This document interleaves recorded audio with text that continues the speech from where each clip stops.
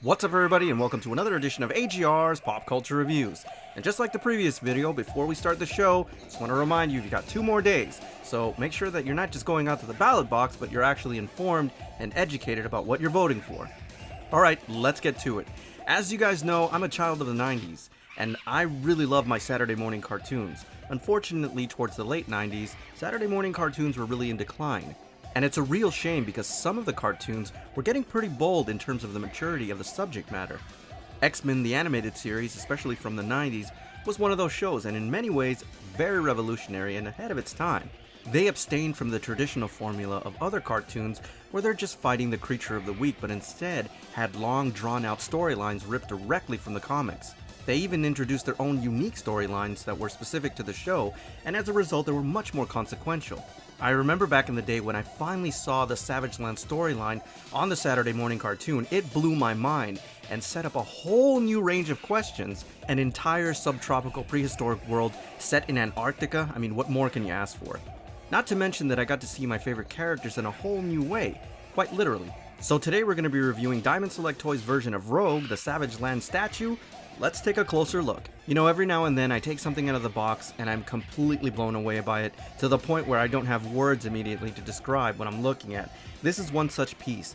This is absolutely stunning, guys, and at this price point, I can't believe they are practically giving this away.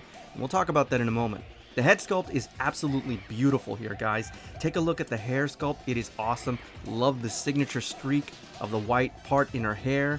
I also love the color of the bandana. It really makes the blue in her eyes stand out. The midsection and upper torso of this piece is truly remarkable. The flesh tones are done just perfectly, and she has a slight tan, which makes sense because she's been hanging around a prehistoric jungle for a while. The shading is also done perfectly on this piece, and you can see a nice separation between the deltoid and the bicep muscle. I also really love the subtle details on her necklace, look great, and the color palette here is remarkable. I love the yellow and the green offset against each other, and of course we have that red that really stands out, which is a classic X-Men logo.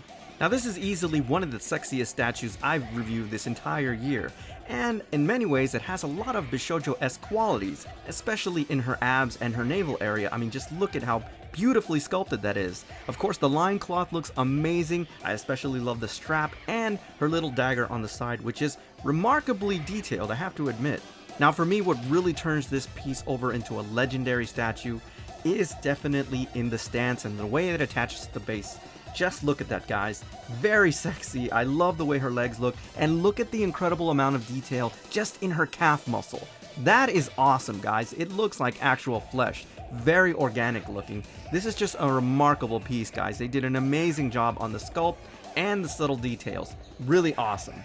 Alright, I'm just gonna say this right now. If you do not mirror this piece, you don't deserve to be in the collecting world, okay? Because this one absolutely demands it no matter what.